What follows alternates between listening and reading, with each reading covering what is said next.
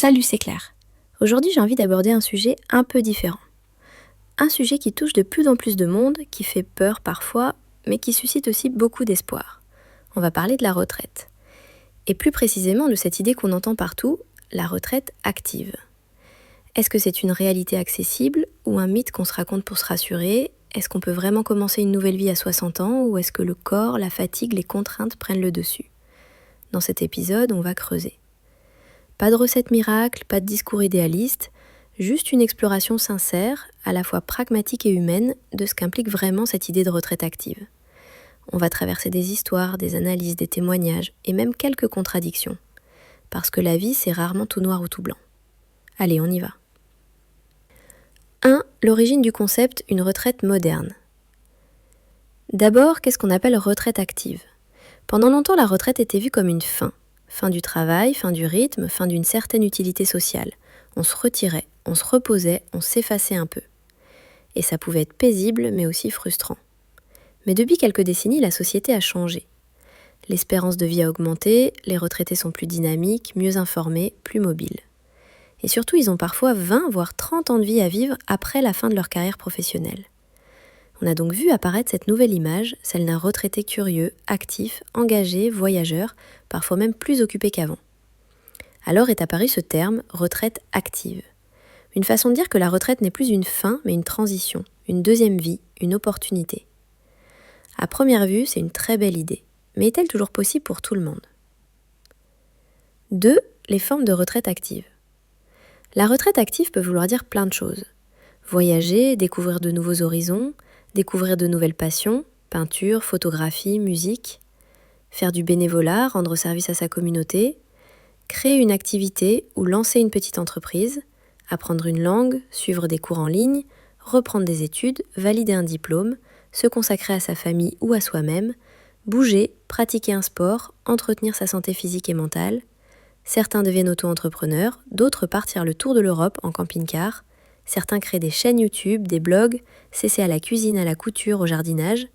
D'autres encore s'engagent dans leur commune, deviennent grands-parents à temps plein, ou simplement redécouvrent le plaisir de prendre leur temps sans contrainte. Mais pour d'autres, la retraite est marquée par la fatigue, la maladie, une baisse de revenus, un sentiment de vide ou d'inutilité.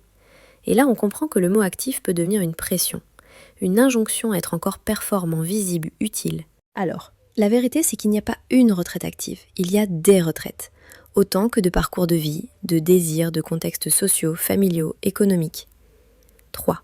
Les obstacles réels. Parlons un peu des limites, parce qu'elles existent, et c'est important de les reconnaître. Les ignorer, ce serait nier la réalité de beaucoup de gens. La santé. Tout le monde ne part pas à la retraite en pleine forme. Certaines professions laissent des traces, douleurs chroniques, pathologies liées au stress, handicap physique, épuisement nerveux.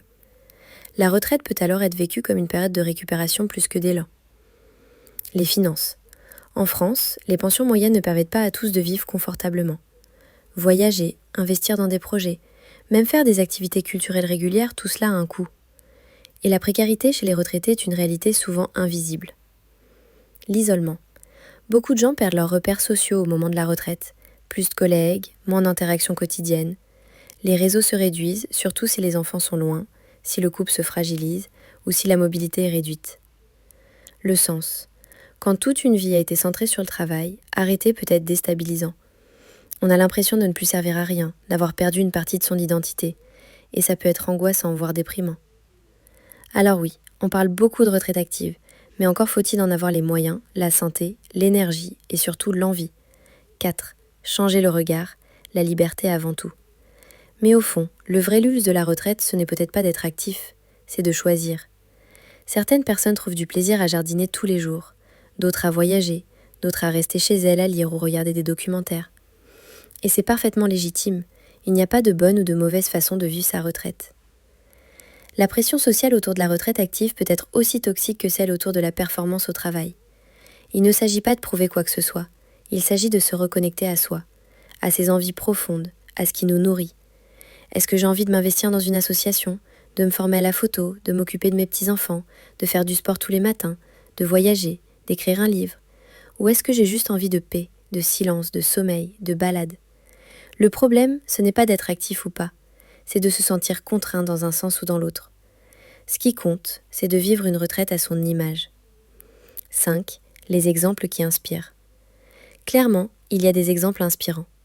Des gens qui, une fois à la retraite, se sont mis à écrire, à peindre, à militer, à voyager. Par passion, par conviction, par goût du défi. Et ils rayonnent. Mais attention, ces exemples ne doivent pas devenir des normes. Il y a aussi des gens qui ont enfin eu le temps de ralentir, de dormir, de guérir, et ça aussi c'est précieux. Revenir à un rythme plus lent, prendre soin de son corps, de son esprit, de ses relations, c'est peut-être ça, la vraie révolution. Et si on cessait de penser la retraite en termes d'utilité ou de productivité, si on en faisait un moment où on se reconnecte à ce qui compte vraiment pour nous, où on apprend à se connaître à nouveau à 60, 70, 80 ans. Alors, la retraite active, mythe ou réalité? Je dirais une possibilité, mais pas une obligation. Ce qui compte, c'est la liberté de choisir son rythme, ses engagements, ses plaisirs. C'est d'avoir les moyens de vivre dignement. C'est de retrouver le temps de penser, de ressentir, d'être, et d'aimer aussi, à sa façon. Et vous, qu'est-ce que vous attendez de la retraite? Vous en rêvez comment? Est-ce que vous y êtes déjà? Ou est-ce que ça vous inquiète? Dites-moi tout en commentaire. Je suis sûre qu'on peut avoir des échanges passionnants, et je lirai tout. Et si cet épisode vous a plu, pensez à vous abonner. On se retrouve très vite. Claire.